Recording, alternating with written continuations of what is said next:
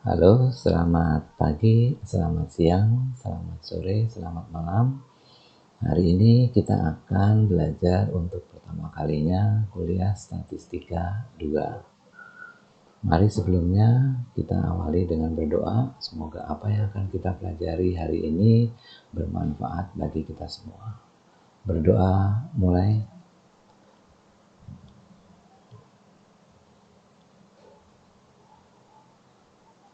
Berdoa selesai.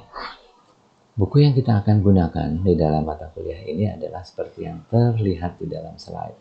Saudara mungkin sudah memilikinya karena ini adalah peninggalan dari buku Statistika 1.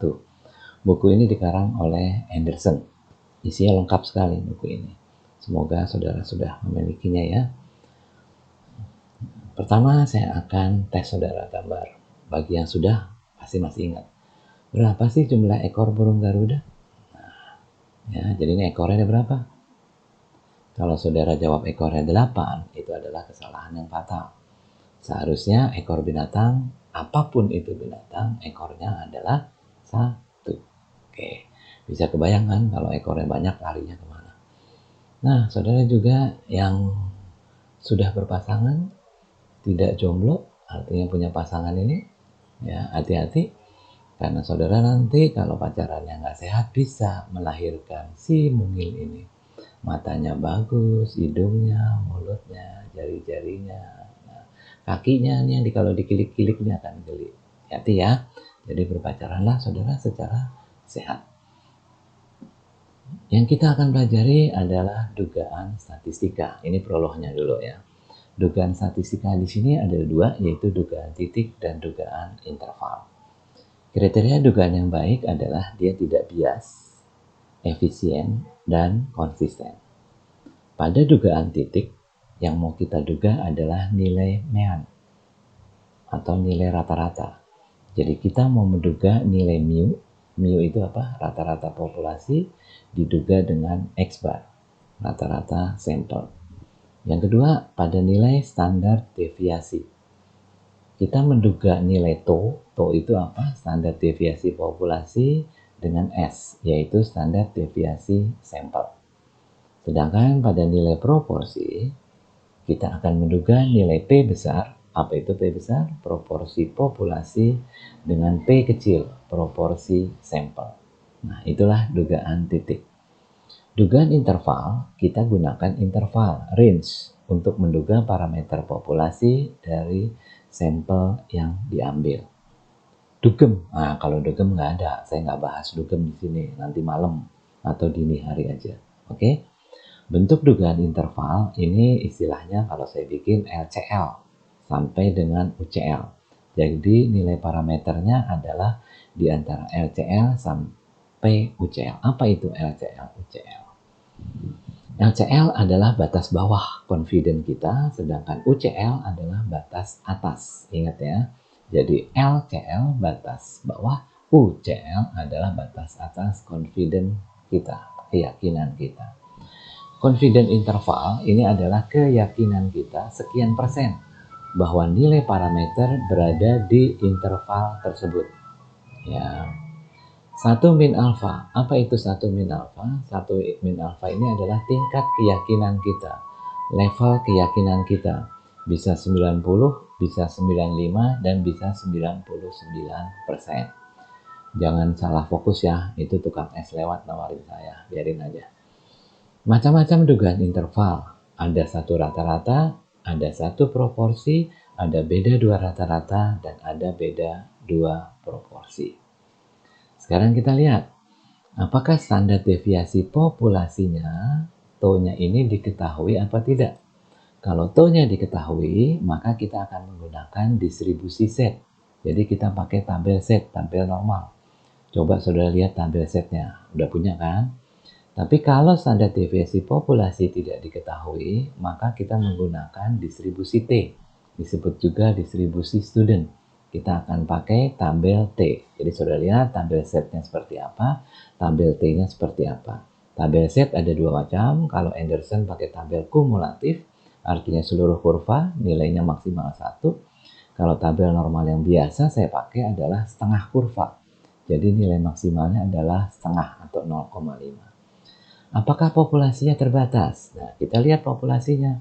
Kalau populasinya terbatas, maka kita pakai faktor koreksi.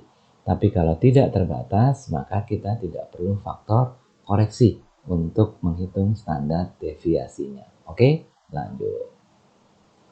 Ini akan kita pelajari, yaitu rata-rata populasi jika standar deviasinya diketahui. Yang kedua, jika standar deviasi populasinya tidak diketahui. Kemudian dalam bab 8 ini, chapter 8 ini kita juga akan pelajari bagaimana mengukur, menghitung jumlah atau ukuran sampel. Dan kita akan belajar terakhir untuk proporsi populasinya. Kita lihat ya, dugaan titik ini sangat sulit untuk membuat dugaan parameter populasi. Nah, kesulitan di dugaan titik ini kita gunakan dugaan interval untuk mempermudahnya. Bagaimana mencari dugaan interval? Saudara jumlahkan dan saudara kurangi dugaan titik dengan margin of error-nya. Nanti kita akan lihat margin of error itu seperti apa. Jadi tujuan kita menghitung dugaan interval adalah kita ingin tahu seberapa dekat dugaan titik kita terhadap nilai parameternya. Yang paling dekat itulah yang baik. Margin of error yang kecil lah yang paling baik. Oke, ya. Kita lihat rumusnya adalah untuk dugaan interval rata-rata adalah X bar plus minus margin of error. X bar itu apa? Rata-rata sampel. Margin of error-nya adalah tergantung nanti standar deviasi populasinya diketahui atau tidak. Ya. Jadi dalam kasus ini kita akan gunakan untuk standar deviasi populasinya yang diketahui.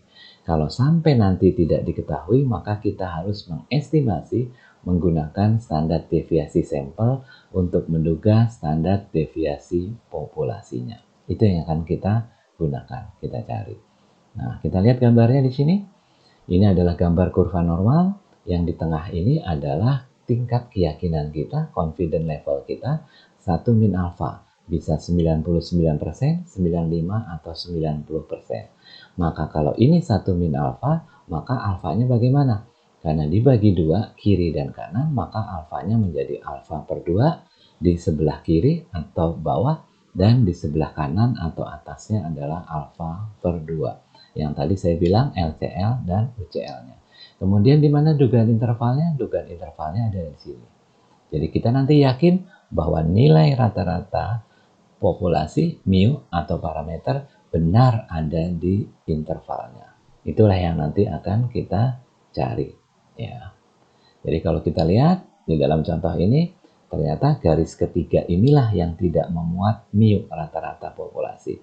Saudara lihat rata-rata populasi di sini, dia masuk ke dugaan interval yang pertama, masuk ke dugaan interval yang kedua, nilai mu-nya. Tapi untuk dugaan interval yang ketiga, ternyata mu-nya tidak masuk. Oke, itu yang saya bahas pertama kali. Setelah ini kita akan belajar bagaimana mencari dugaan interval dengan rumusnya, yaitu X bar plus minus Z alpha per 2 dikali standar deviasi populasi per akar N. Inilah yang disebut dengan margin of error. Oke, semoga saudara paham, saudara pelajari. Selanjutnya, slide yang berikutnya yang akan saya sampaikan ke saudara. Terima kasih, selamat siang, selamat pagi, selamat sore, selamat malam. Dadah.